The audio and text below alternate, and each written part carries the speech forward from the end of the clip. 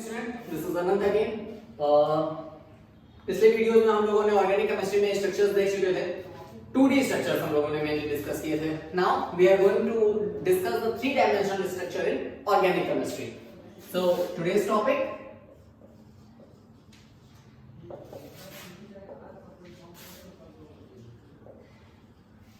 three-dimensional structure in organic chemistry. ठीक है, देखो 2 डायमेंशनल स्ट्रक्चर हम लोगों ने देखा कि वो प्लेन एंड पेपर पे हम लोग सीधे सीधे रिप्रेजेंट कर सकते हैं। Now when it comes to 3 dimensional structure हम यूज करते हैं वेजेस। वेजेस में दो यूज करते हैं, that is first one is solid wedge and second one is dash wedge. अब देखो सिंपल सी चीज है कि 3D स्ट्रक्चर को नॉर्मली तो हम लोग देख सकते हैं, लेकिन अब ऐसे ऑर्गेनिक कंपाउंड को उठा के कोई बोले कि देख लो इसको 3D में, दैट इज नॉट पॉसिबल। तो हम लोगों ने एक साइंटिस्ट ने हम लोगों के साथ किया कि चलो ठीक है भाई, ये 3D एक डायरेक्ट कोई स्ट्रक्चर है, इसको हम लोग 3D के फॉर्म में बता देते हैं। ठीक है, तो दो तरीके के वेजेस होते हैं। पहले तो हम वेजेस डिस्कस कर लेते हैं। क्या होते हैं वेजेस? दो तरीके के होते हैं। These are basically bonds, bonds को ही रिप्रेजेंट करते हैं वेजेस। ठीक है, ये दो टाइप के होते हैं। First one is solid and second one is dashed. ठीक है, सॉलिड वेज जो रिप्रेजेंट करते हैं हम लोग, वो रिप्रेजेंट करते हैं ऐसे, ये कलर्ड रहता है। ठीक है, about that. And dashed wedge, ये एक जैसे वाईफाई नेटवर्क होता है सेम उसी तरीके से। अब उसमें वाईफाई नेटवर्क थोड़ा सा सेमी सर्कुलर रहता है, ये एकदम स्ट्रेट वे में चला जाता है। ठीक है, ये इसी तरीके से जैसे वो गया है ये स्ट्रेट वे में, लेकिन ये कवर नहीं रहेगा। ठीक है, ये सॉलिड हो गया and second one is dash wedge. तो अब इसी को हम लोग डिस्कस करते हैं। ठीक है, पहले देखते हैं सॉलिड वेज। कंडीशन क्या है, कोई ऑर्गेनिक कंपाउंड है, अब पेपर पे हमको रिप्रेजेंट करना है कि 3D स्ट्रक्चर उसका। तो जो सॉलिड वेज होता है वो out of the projected out of the paper, यानी कि पेपर की बाहर की तरफ आता है और ऑब्जर्वर की टुवर्ड्स रहता है, ये solid wedge. And second one जो होता है डैश वेज, वो अवे फ्रॉम द ऑब्जर्वर रहता है, वो प्लेन ऑफ द पेपर के आउटसाइड में रहता है। ठीक है, दूसरी तरफ में एक इसको रिप्रेजेंट करते हैं हम लोग, जैसे कि इथेन लेके एक कंपाउंड ले रहे हैं, मीथेन को डिस्कस करते हैं हम लोग, सी। और हाँ देखो एक चीज और, ये सॉलिड वेज डैश वेज की मतलब ये projecting out of the plane of the paper और ये बैकवर्ड साइड में। ठीक है, और जो नॉर्मल बॉन्ड्स रहता है जो 2D में दिखते हैं, उसको हम लोग नॉर्मल रिप्रेजेंटेशन जो करते हैं वो जैसे बॉन्ड को दिखाते हैं वैसे ही दिखाते हैं, प्लेन बॉन्ड के तरीके से उसको। ठीक है, उसमें हम लोग कुछ नहीं करते हैं। सॉलिड वेज में इस तरीके से, डैश वेज इस तरीके से, और प्लेन बॉन्ड जो है वो ऐसे। अब look out the methane condition क्या है, देखो इसमें डैश वेज जो है, ठीक है, डैश वेज जो रिप्रेजेंट करेंगे, इसका जो फेस होता है ना, ये होता क्या है, जो इसका ब्रॉडर साइड होता है ये टुवर्ड द ऑब्जर्वर रहता है, चाहे दोनों कंडीशन में ये टुवर्ड द ऑब्जर्वर ही रहेगा।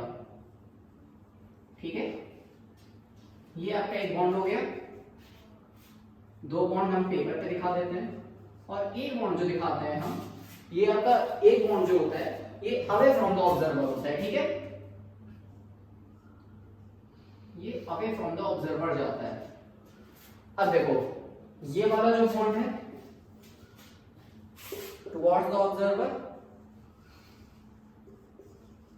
टुवर्ड्स द ऑब्जर्वर, और ये वाला जो बॉन्ड है ये होता है अवे फ्रॉम द ऑब्जर्वर। ठीक है, एक सिंपल सी हम लोगों ने चीज डिस्कस की, 3 डायमेंशनल स्ट्रक्चर जो होता है। उसके बाद ऑर्गेनिक केमिस्ट्री में वेजेस को हम लोग मेनली बॉन्ड ही कह देते हैं रिप्रेजेंट करने के लिए। दो तरीके के वेज हैं, solid wedge, dash wedge, and simple जो हम लोग रिप्रेजेंट करते हैं उसको बॉन्ड। सॉलिड वेज होता है जो ऑब्जर्वर की तरफ होता है, डैश वेज होता है अवे फ्रॉम द ऑब्जर्वर होता है ना। अभी हम लोगों ने देख लिया एक स्ट्रक्चर कैसे 3 डायमेंशनल स्ट्रक्चर हम लोग पेपर पे दिखाते हैं, मतलब पेन पेपर भी है हमारे पास, तो भी हम पता लगा लेंगे कि ये 3D स्ट्रक्चर बन रहा है तो कैसे बन रहा है। सिंपल सी चीज हमने देखी, डैश जो है वो projecting out of the plane of the paper and towards the observer. Wedge जो सॉलिड जो है वो projecting out of the plane of the paper and towards the observer, and dashed जो फॉर्म है वो projecting out of the plane of the paper and away from the observer. Now हम लोगों ने 3D स्ट्रक्चर देखा कि मतलब pen and paper पे हम लोग कैसे इसको दिखा सकते हैं। अब हम लोग डिस्कस करते हैं फ्रेमवर्क मॉडल्स, ठीक है, मॉलिक्यूलर मॉडल्स इसके मेनली। अब हम लोग डिस्कस करेंगे अबाउट मॉलिक्यूलर मॉडल्स, ठीक है, मॉलिक्यूलर मॉडल्स। तो अब देखो नॉर्मली तो दिखा दिया जाता है कि ये मतलब पेन पेपर पे, मॉलिक्यूलर मॉडल्स से होता क्या है, इजी हो जाता है कॉन्सेप्ट को अंडरस्टैंड करने में कि अच्छा ये बॉन्ड है, ये लेंथ, ये बॉन्ड लेंथ है, ये एटम की साइज है। तो 3 तरीके के मॉलिक्यूलर मॉडल्स हम लोग को बताए गए हैं, ठीक है, हम लोग की मतलब एनसीईआरटी बुक जिसको हम लोग मेनली प्रेफर करके चलते हैं उसमें 3 तरीके के मॉडल बताए गए हैं, ठीक है।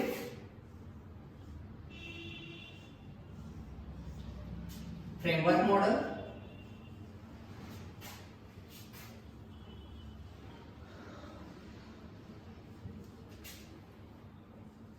Framework model, ball and stick model, ball and stick model, and last one is space fitting model। तब देखो पहला देखते हैं फ्रेमवर्क मॉडल। इसमें कंडीशन क्या होती है, इसमें सिर्फ हम लोग बॉन्ड को रिप्रेजेंट करते हैं, ना इसमें हम एटम्स दिखाते हैं कि एटम की साइज क्या है, irrespective of the size of atoms we only show bond in the framework model. जैसे एनसीईआरटी में जैसे एग्जांपल दिए हैं हम लोग को, हम एक फ्रेमवर्क मॉडल बना के दिखाते हैं आप लोग को। 4 रॉड्स ले लीजिए आप लोग इस तरीके से, और ये बॉन्ड को रिप्रेजेंट कर रहा है, ठीक है। ये अब देखो इसमें जो फ्रेमवर्क मॉडल जो है ये 4 बॉन्ड से रिप्रेजेंट कर रहा है। हमें ये नहीं पता कि एटम, उसमें एटम कौन सा यूज हो रहा है, क्या हो रहा है, हमें ये नहीं पता है, ठीक है। हम लोग सिंपल सी चीज देख रहे हैं कि ये स्टिक्स, ये जो फ्रेमवर्क मॉडल है इसमें सिर्फ स्टिक्स के थ्रू हम लोग बॉन्ड को रिप्रेजेंट करते हैं। एटम्स का इसमें साइज नहीं पता चल पाती है। Now next come to ball and stick model. Ball and stick model condition क्या होती है, इसमें आपको जो है बॉल्स जो दिखाते हैं ये आपको दिखाते हैं कि ये एटम की साइज क्या है and stick represent the bond. Ball जो है आपका वो आपका एटम की साइज बताती है, ठीक है, एंड स्टिक जो है वो आपको बताता है कि बॉन्ड बना है। फ्रेमवर्क मॉडल में जो कंडीशन है सिर्फ हम लोग स्टिक से बॉन्ड को रिप्रेजेंट करते हैं, कोई एटम का उसमें डिस्कशन नहीं है। But ball and stick model में होता क्या है, एटम, बॉल जो है एटम को रिप्रेजेंट करती है कितना एटम की साइज, एंड स्टिक जो है बॉन्ड को। इसका जैसे एग्जांपल ले लेते हैं कि कार्बन एटम है, ठीक है, अब ये बॉल के साथ अटैच है। अब ये 4 बॉन्ड इसके जो बनेंगे, ठीक है, मान लो CH4 ये कार्बन आइटम है, बाकी सब हाइड्रोजन है, ठीक है। अब देखो कंडीशन क्या है, कार्बन आइटम की साइज बड़ी और in comparison to carbon hydrogen की साइज छोटी होती है, तो जैसे जैसे कंपैरिजन है उसके हिसाब से हम लोग ये बताते रहते हैं कि ये कार्बन का है, ये कार्बन आइटम है, ये हाइड्रोजन आइटम है, और ये जो स्टिक्स हैं ये आपके बॉन्ड्स को शो कर रही हैं, ठीक है। जो बॉल्स हैं, बॉल्स आपके एटम को शो कर रही हैं एंड स्टिक जो है आपके बॉन्ड को शो कर रही है। Now let's come to the our last point, space fitting model. Space fitting model क्या होता है कि इसमें जो है हम लोग बॉन्ड्स नहीं दिखाते हैं, इसमें हम लोग बॉन्ड्स का इसमें कोई कॉन्सेप्ट नहीं है, हम इसमें बॉन्ड्स रिप्रेजेंट कर रहे हैं। इसमें सिर्फ एक चीज कंडीशन हम लोग देखते हैं कि एटम की साइज, ठीक है, कि एटम के साइज के हिसाब से हम लोग स्पेस में अगर उसको रखा जाए तो एटम की साइज कितना कवर करेगा।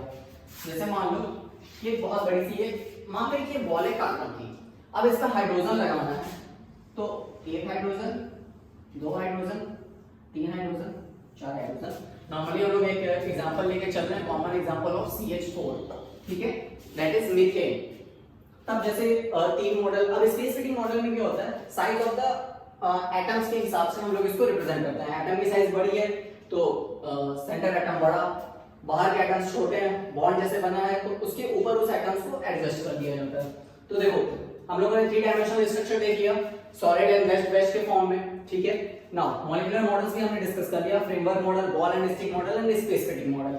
एक बार दोबारा से देख लेते हैं इन सब चीजों को, जैसे कि सॉलिड एंड गैस में स्ट्रक्चर का जैसे मैंने बताया था CH4 वाला, ठीक है, ये आपका जो मॉडल बना रहे थे वैसे है, ठीक है। ये हाइड्रोजन, दो प्लेन ऑफ द पेपर है। ये देखो ये वाली जो कंडीशन है, ये आपकी projecting out of the paper and toward the observer. Observer किसको कहेगा, सबसे इंपॉर्टेंट चीज है ऑब्जर्वर क्या है, ऑब्जर्वर हम है, ठीक है, हम लोग खुद ऑब्जर्वर है। अब ये जो है ना, ये बॉन्ड हमारी तरफ रहेगा और जो डैश स्ट्रक्चर वाला बॉन्ड है वो दूसरे की तरफ, मतलब प्लेन की दूसरी तरफ रहेगा, हमसे दूर पे रहेगा।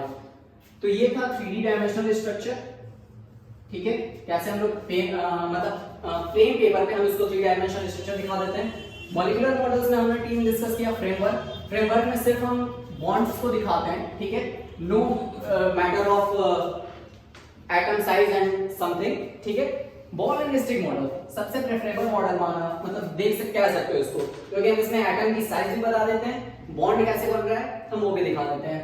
बॉल एंड स्टिक मॉडल का एक सबसे बेहतरीन एग्जांपल यूज करते हैं हम लोग इथीन में, जब हम यूज करते हैं बॉल एंड स्प्रिंग, बॉन्ड्स को उसमें हम स्प्रिंग के थ्रू दिखाते हैं, स्टिक की जगह इथीन में, ठीक है, हम लोग बॉल को मतलब स्टिक की जगह पे हम लोग स्प्रिंग यूज करते हैं, and that was the perfect for the representation of the bond. Ethene की कंडीशन में बॉल एंड स्टिक मॉडल की जगह ball and spring model use होता है, that was the perfect for representation. So thank you student, in the next video we are going to see the classification of organic compound. Thank you.